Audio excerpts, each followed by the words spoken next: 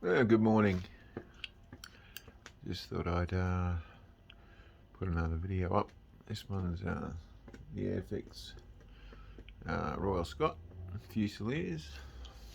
I'll just try and zoom in on that name, try and catch it there for you. There we are. That's not a bad looking nameplate, I suppose, with a nice little crest above it there. Anyway, and you can see the lining work there. Not too bad for the time. This is a 1975 model. Yeah, it's tender driven, and number 6103. There's some of the lining on the numbers that unfortunately looks like it's just grazed away there a little bit, but yeah, it is what it is for the model this age. And you can see just underneath that it says 6P. And I'll just, while I keep it in this this tight, I'll just show you the handrail there. It's separately attached, quite nice. Same with the valve gear, that's pretty decent for the time. The lining there on the chest, not bad. And the stairs on the front there. Buffer beam, hose pipes, and that's an NEM coupler on the front. Anyway, I'll just go back in just to catch the rest of it. There we are. Got the sander. Oops.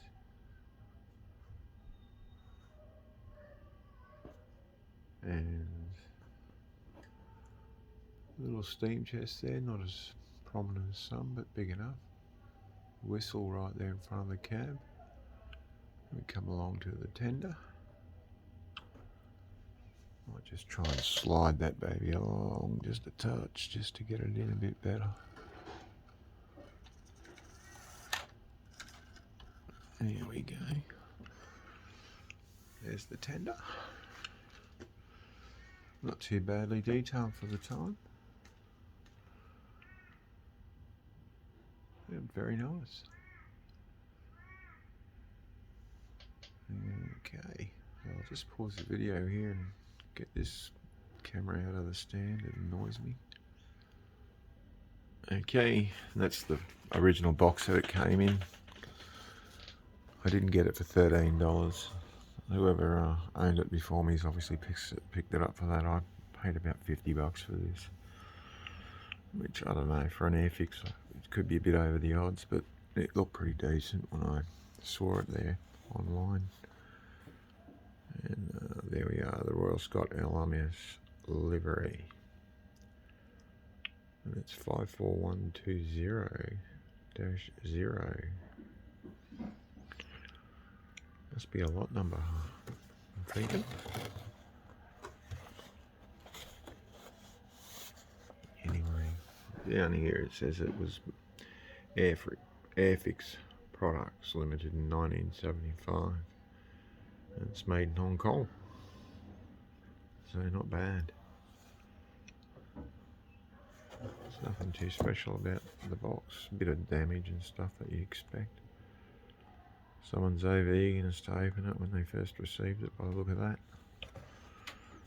Anyway, a few tape marks, things. Nothing special.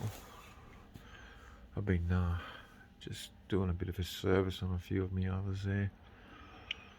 Just a general service, just to get them up and running again. I'll do a couple of V100s back there in the background. So anyway, so as I said, this is a tender driven loco. It's got a very small ring field in it. Quite a good motor too. I think it's similar to what Paul Vosman was talking about. You guys that follow Paul there on his channel, Tommy's Station. He was recently talking about servicing quite a unique looking motor in one of his locomotives. A smaller version of a ring field that we normally accept. I think this kind of might have pinched. I think Airfix might have borrowed from Fleischmann with the style of the motor. But I don't know, I haven't confirmed that, but it just looks like a bit like a Fleischmann ring field, that's all. Anyway, here we go, we'll kick her off. We've had to run this the opposite way today because for some reason the tender doesn't like this curve here. For the life of me, I don't know why. Anyway, look at that. Quite nice. Not too bad. Not particularly noisy.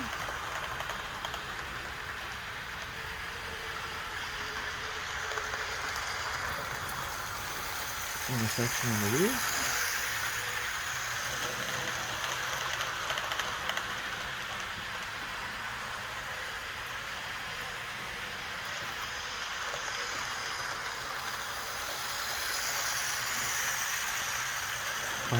I've set her up with the blood and custard there.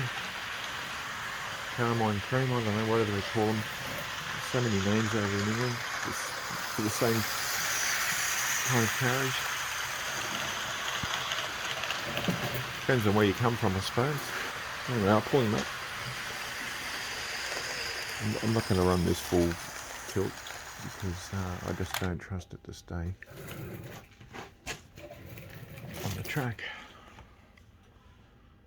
But there we go. Not a bad looking locomotive. I was actually having a look. While I got him out, I just cleaned him up. This is a mainline. It's a Frank Rees. I think this is a Patriot. But similar, but not exactly the same mould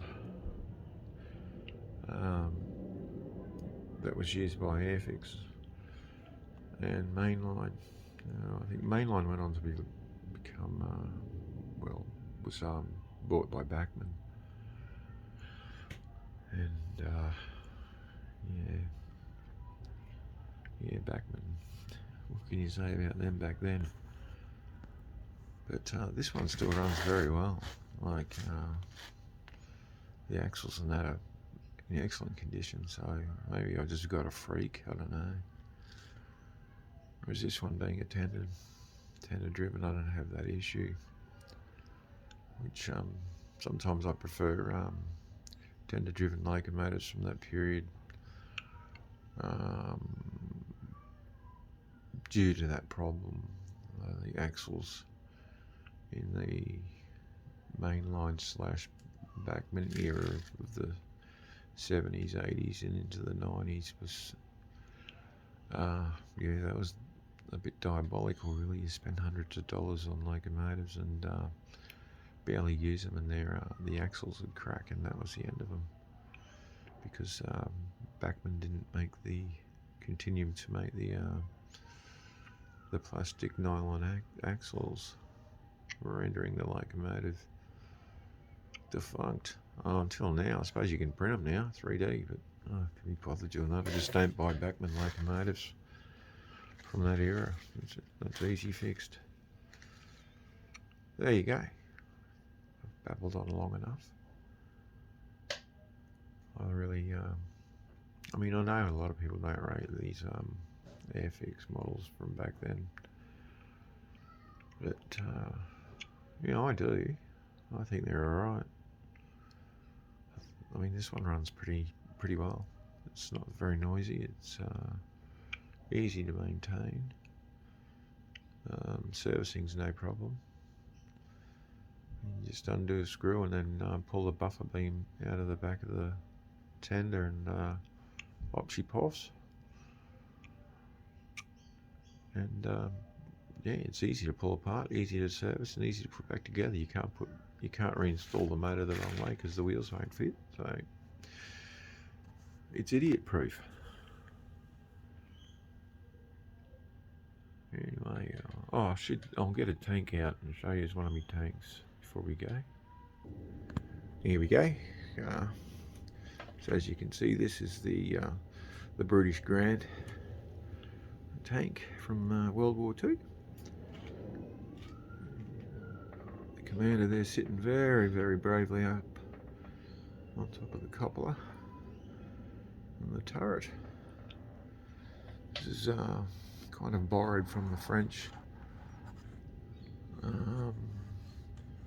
What was it? I forget the name of this damn thing, but I showed you a model of one of mine a few weeks ago. But, yeah, it's got the two options for the cannons. I forget that one. I think that might have been a 37 and the other one's a 75mm. Different purposes.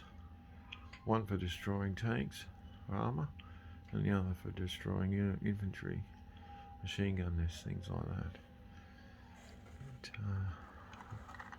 big problem with this one, as with the style, is very high silhouette, especially when you're fighting the Germans in World War II in the Western Desert where the British used these. As they say, the Brits were struggling with tank production after the withdrawal from Dunkirk, and America very kindly came to the party with these tanks as a stopgap until they could get production of their own tanks up and running. Still, these tanks are better than no tanks, as they say. And this is a 4-man crew as opposed to a 5-man crew. The British had the Americans change the shape of the turret so they could fit the radio in the back of it there, and the commander operated the radio, as opposed to the Lee had a 5-man crew and they had a radio operator. So the Brits saved themselves a man, which is good economy really, when you think about that. So there we go. I built this about, I don't know, Jesus, 25 years ago, I suppose, when I was a better tank builder. But anyway, I'll leave you with it, eh? Have a good day.